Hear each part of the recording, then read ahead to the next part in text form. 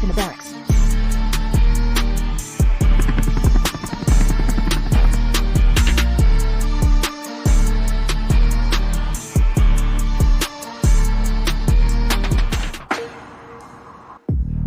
In the early hours of June 23rd, the world woke up to a clear sign that the conflict in the Middle East had escalated to a new level. Iran launched ballistic missiles at the Al-Udeid air base in Qatar, the main United States military facility in the region. The attack was a direct response to the destruction of 3 Iranian nuclear plants that had occurred days earlier in a joint operation by the United States and Israel. The Iranian offensive, although symbolic and announced in advance, had a profound political and strategic impact, reigniting fears of a direct confrontation between global powers.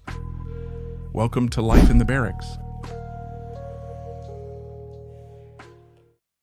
More than 8,000 American military personnel serve at the military base in Qatar, which also houses British troops.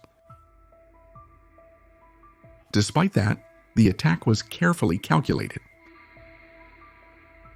Iran informed Qatar in advance, which allowed for the evacuation of critical areas and the activation of anti-missile systems.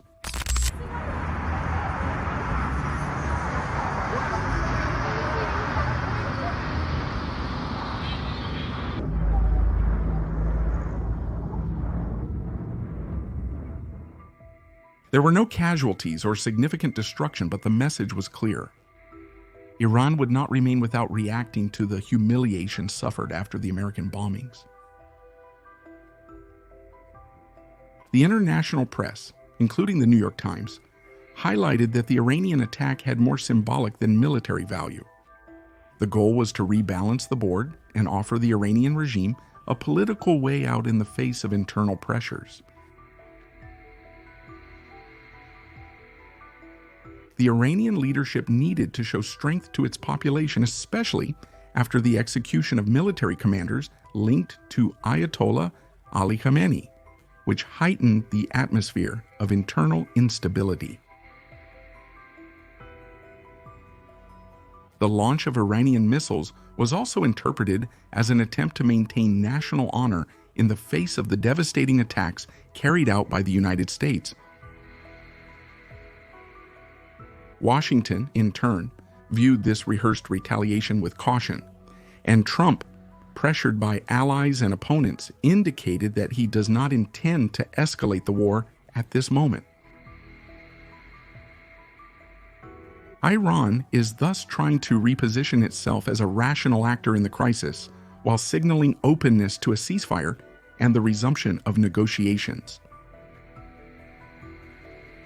Videos on social media showed flashes in the sky over Doha, in Qatar, while missile defense systems intercepted the projectiles launched from Iran.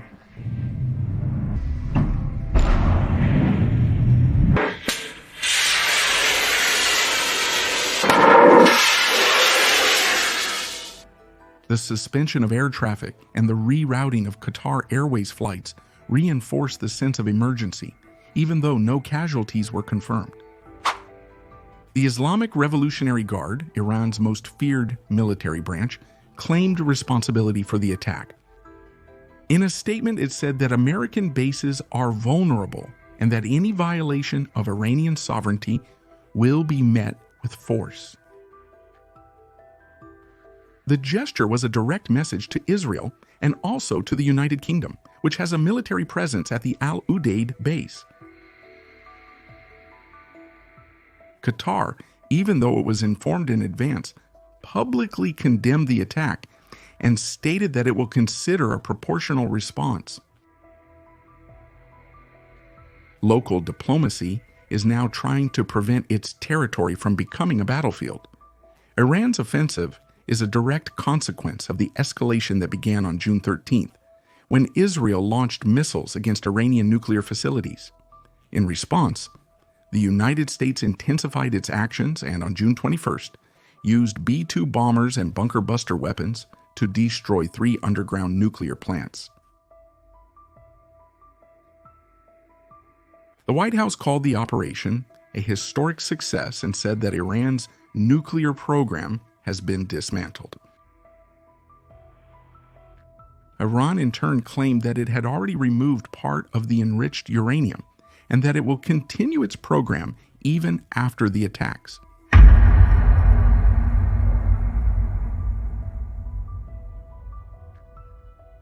Amid the tension, the president of Brazil maintained contact with international representatives, directing his statements more in defense of Iran than for peace itself.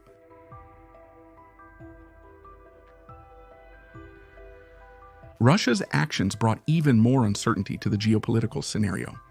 The Iranian Chancellor Abbas Araghchi was received in Moscow by Vladimir Putin, strengthening the ties between Russia and Iran. The Iranians expect political support from Russia, even though Moscow avoids committing to direct military aid. Putin signed a strategic agreement with Tehran in January 2025 without a mutual defense clause. Even so, the Kremlin has openly criticized the offensive led by Israel and the United States, claiming that the stability of the region is at risk. When asked about what kind of help Russia could provide to Iran, Russian spokesperson Dmitry Peskov said that everything depends on Tehran's needs. He pointed out that diplomatic mediation by Moscow is already, in itself, a form of support. The White House stated that it does not intend to escalate the attacks, but that any new aggression against American bases or those of its allies will be met with force. The Trump administration is trying to maintain an image of control without leaving any room for Iranian advances. Experts say that Iran achieved two objectives with this symbolic attack: to demonstrate internal strength and to create an opening for a ceasefire.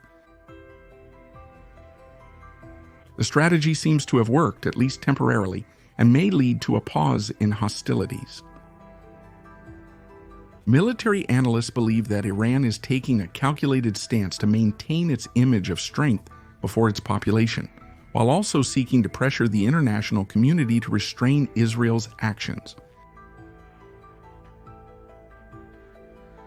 This strategy allows the regime to negotiate without appearing weak, even after the destruction of important nuclear facilities. The internal climate in Iran has worsened, with protests against the government intensifying since the first attacks on the country.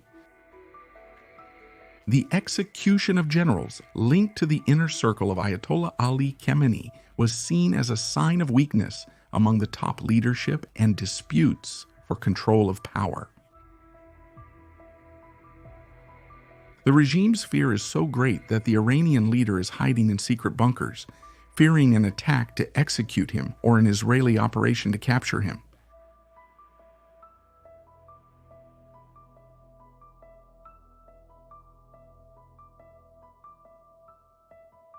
On the American side, the movements remain intense.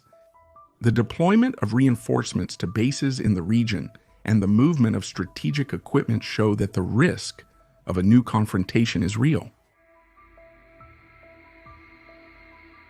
Meanwhile, Qatar tries to balance the need to maintain relations with Iran and to uphold its military agreements with the United States. The attack on its territory has placed the small emirate at the center of a conflict it is clearly trying to avoid.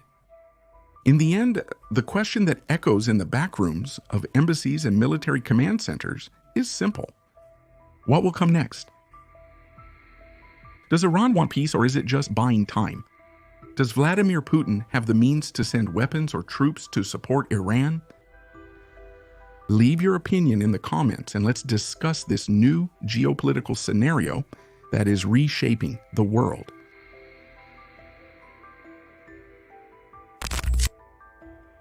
Here at Life in the Barracks, you stay up to date with everything happening in the military world. Leave your like, subscribe, and watch one of the videos appearing on your screen.